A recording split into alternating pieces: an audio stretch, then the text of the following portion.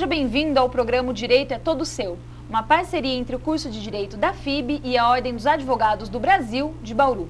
Hoje vamos falar sobre a homoafetividade, a diversidade sexual e o casamento civil homoafetivo. Para conversar sobre esse tema, convidamos o Dr. Assis Moreira Silva Júnior. Ele é advogado e coordenador da Comissão de Diversidade Sexual da OAB de Bauru. Dr. Assis, seja bem-vindo ao nosso programa. Muito obrigado. E para debater o tema, o advogado e coordenador do Núcleo de Prática Jurídica aqui da FIB, professor César Michele. Professor, seja bem-vindo. Obrigado. Professor César, primeira coisa, qual que é a importância da discussão desse tema hoje? Sem dúvida alguma, como você acabou de apresentar a nossa temática do debate, isso é de uma repercussão na sociedade ímpar, né? Hoje nós, a partir de décadas que vem se firmando aqui, nós temos mudanças, modificações em termos de família, o que é família, o que não é família. Nós estamos verificando no dia a dia a questão da homoafetividade, a questão da diversidade sexual, e junto com isso tudo vem uma carga muito grande de preconceito. Ou seja, nós temos violação de Constituição Federal, violação de algumas leis que, na realidade, no mundo em que se vive hoje, são inaceitáveis. Então, sem dúvida alguma, isso traz à baila um debate com o nosso telespectador, com a pessoa que nos assiste, que o interesse maior nosso é levar ao pensamento de como é que nós estamos nos comportando na nossa vida em sociedade. Doutor Assis, qual que é o cenário brasileiro hoje quando o assunto é a homoafetividade e a diversidade sexual?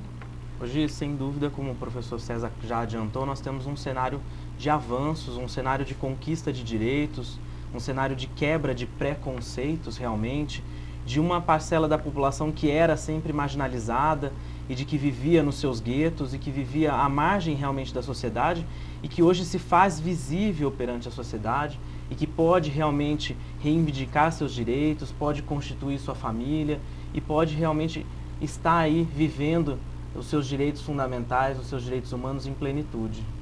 Isso, são bem colocado pelo Dr. Assis, né?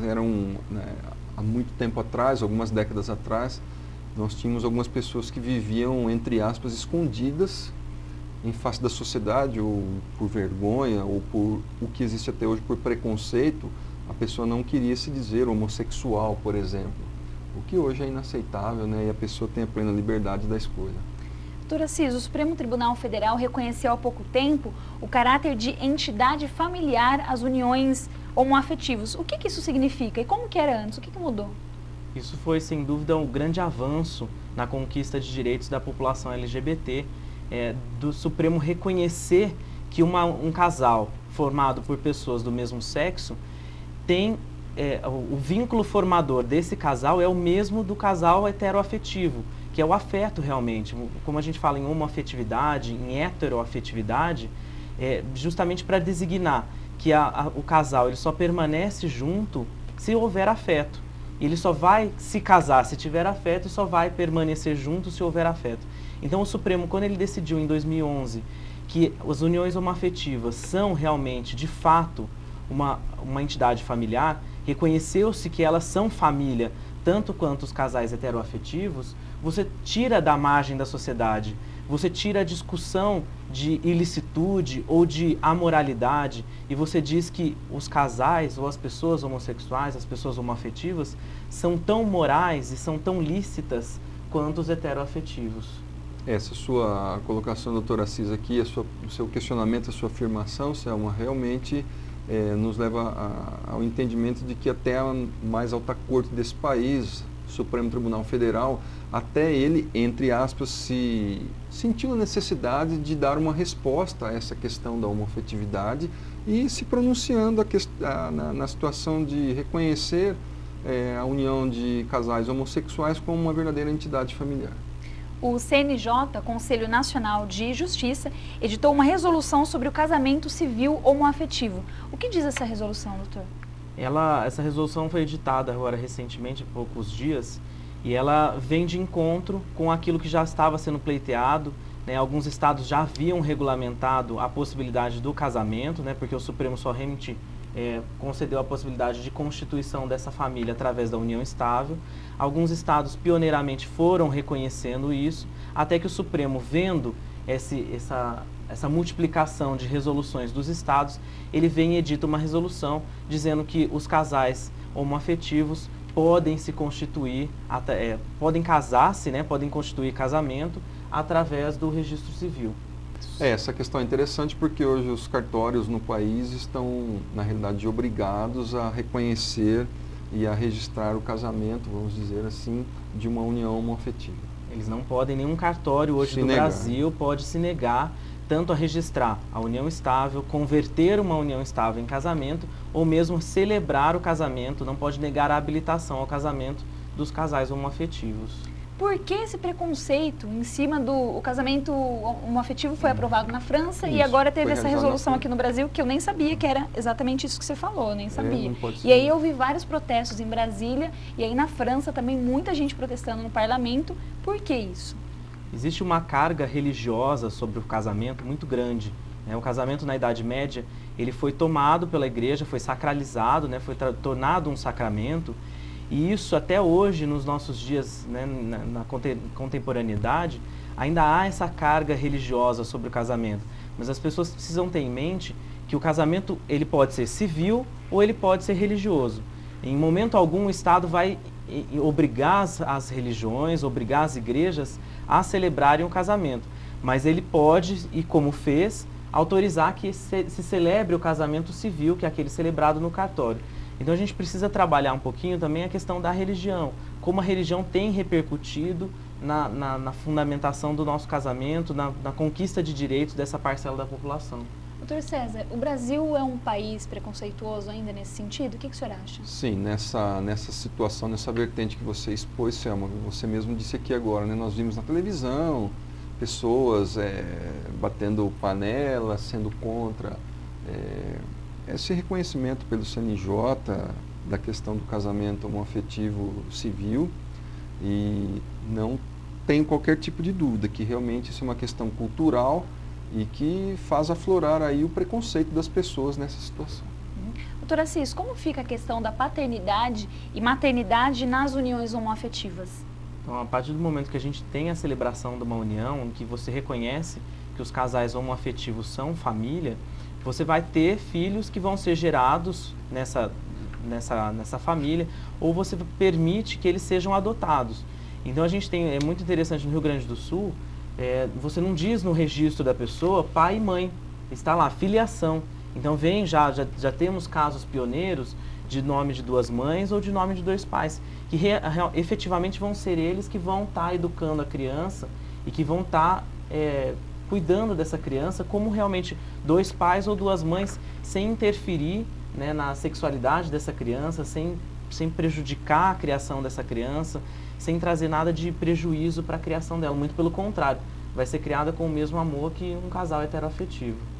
Hoje nós já vemos aí na prática, é divulgado na televisão, em todos os tipos de mídia aí, as adoções que são realizadas por casais homossexuais, e por enquanto nós temos uma nova forma de se viver em sociedade, mas que deve ser respeitada.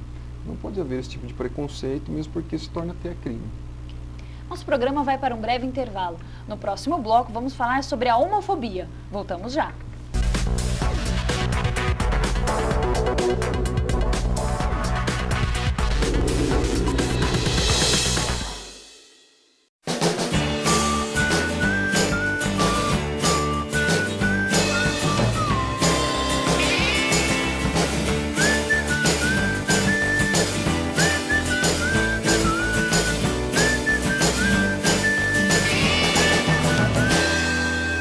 I wanna things to do.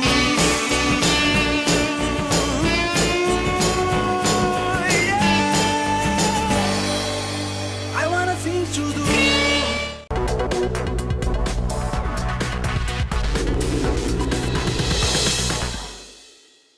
Hoje falamos sobre a homoafetividade e sobre as uniões e casamento civil homoafetivo.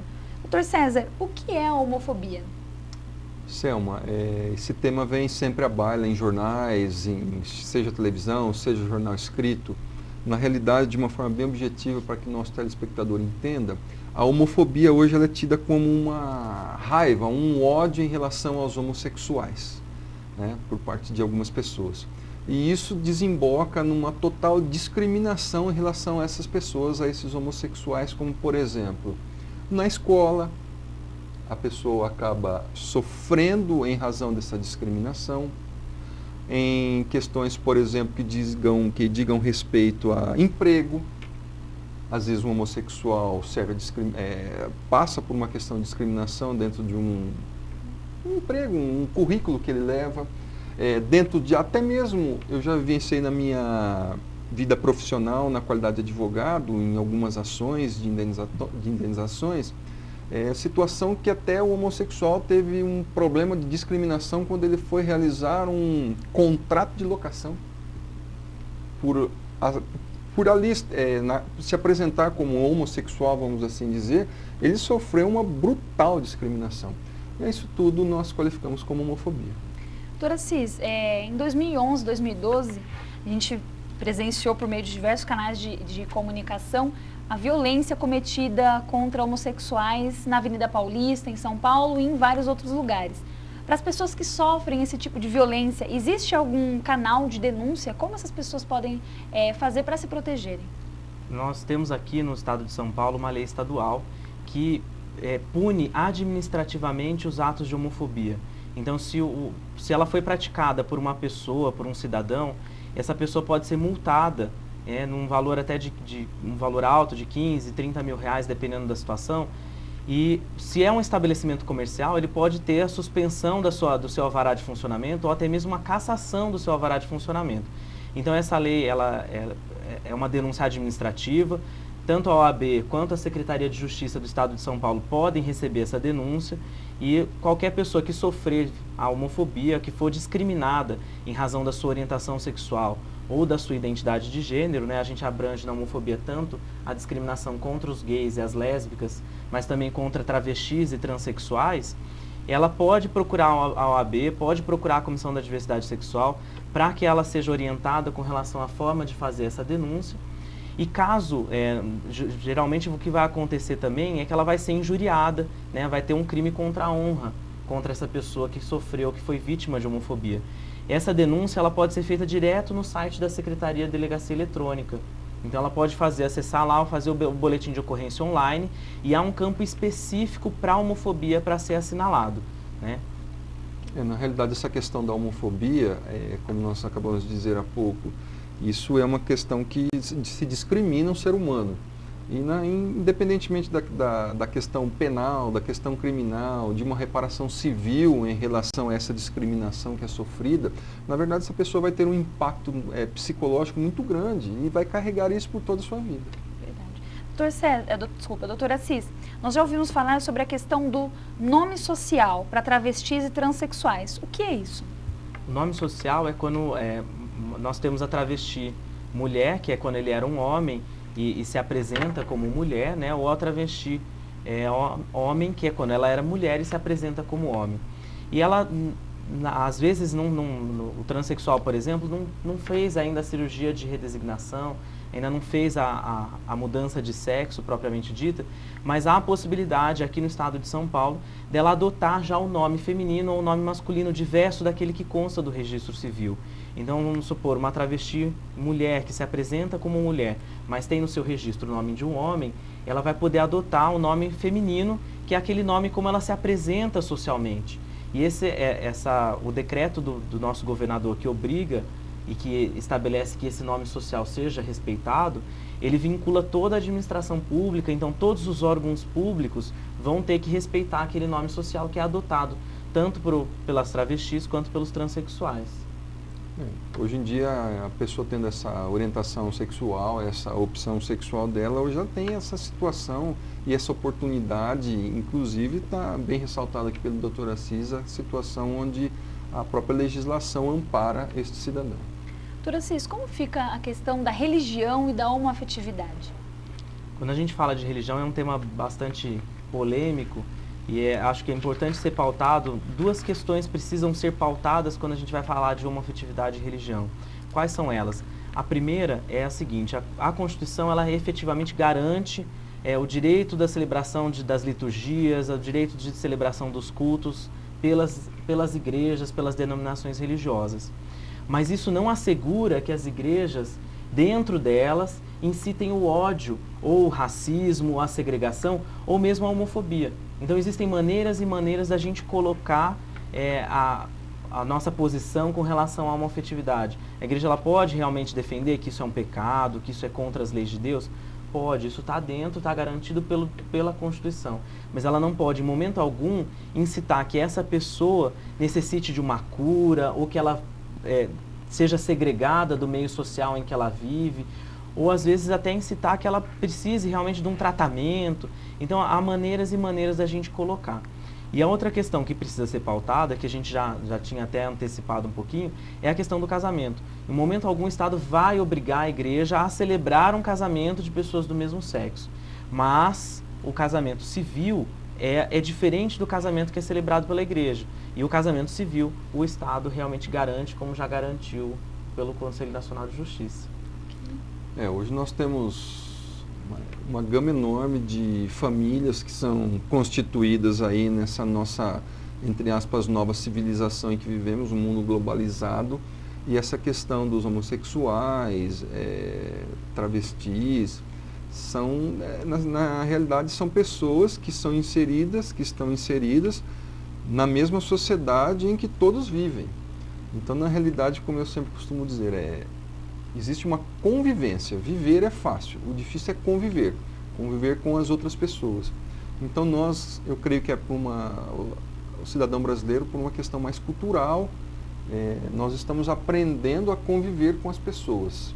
Não só a questão dos homossexuais, mas também deficientes, pessoas com necessidades especiais, elas estão passando a ser vistas com outros olhos, e realmente há necessidade de que isso ocorra. Nós vivemos numa sociedade tão plural, né? Nós temos uma miscigenação tão grande de raças no nosso país, de diferentes culturas, diferentes civilizações que formam o nosso país, e é muito engraçado como o contraste, né, com respeito às diferenças é tão grande. Então a gente ainda tem hoje preconceito contra o negro, a gente ainda tem preconceito contra a mulher, a gente ainda tem preconceito contra as pessoas com deficiência e contra a população LGBT. Isso realmente precisa ser trabalhado, as pessoas precisam conhecer e saber conviver em sociedade, realmente. A gente não precisa, eu digo sempre que a gente não precisa aceitar a escolha das pessoas, mas nós precisamos respeitá-las. Doutora Assis, com relação à legislação, o senhor vê avanços com relação a isso, aos direitos homoafetivos? Com relação à legislação, infelizmente, a gente ainda tem avanço praticamente zero, né? Nós temos inúmeros projetos tramitando no Congresso, nós temos o projeto que criminaliza a homofobia, nós temos o projeto do casamento civil igualitário, nós temos o projeto com relação à transexualidade, e isso, infelizmente, ainda está barrado no Congresso. Nós temos ali uma bancada fundamentalista que, infelizmente, ainda barra o avanço nessa questão, e por isso que nós temos aí um judiciário que consegue realmente assegurar direitos, porque nós temos um legislativo que é ineficiente na proteção dessas minorias. Isso que o doutor Assis fala, a legislação ela vem tentando regular determinados fatos. Ocorre o fato, depois nós temos uma legislação que vem regular esse fato ocorrido. Então nós vivemos essa situação hoje na nossa sociedade. Temos esses fatos que foram debatidos aqui hoje, mas a questão da legislação, como o doutor Assis colocou, ainda está por vir. Ainda há muito a ser feito. Doutor César, para encerrar já o nosso programa de hoje, qual o balanço, como que o senhor vê o cenário que o Brasil vive hoje nas questões que a gente discutiu aqui hoje? Olha, Selma, eu analiso como uma situação de avanço. Embora nós não tenhamos ainda muitas leis que regulam os temas debatidos aqui neste nosso programa, como bem falado pelo doutor Assis, nós temos uma Constituição que regula as mais diversas formas de família, as famílias contemporâneas, e nós estamos avançando. Se nós formos comparar a questão do homossexual, por exemplo, na sociedade em que vivemos hoje, há 20, 30 anos atrás, houve, sem dúvida alguma, um avanço muito maior, uma abertura muito maior, uma inserção muito maior na sociedade dessas pessoas. Bom, eu queria agradecer a presença dos nossos convidados, foi muito importante a colaboração de vocês. Doutora Assis, muito obrigada pela presença. Obrigado pelo convite mais uma vez. Doutor César, muito obrigada. Eu que agradeço. E assim encerramos o programa de hoje. Aqui discutimos assuntos da área jurídica que sejam de interesse de toda a população. Até a próxima!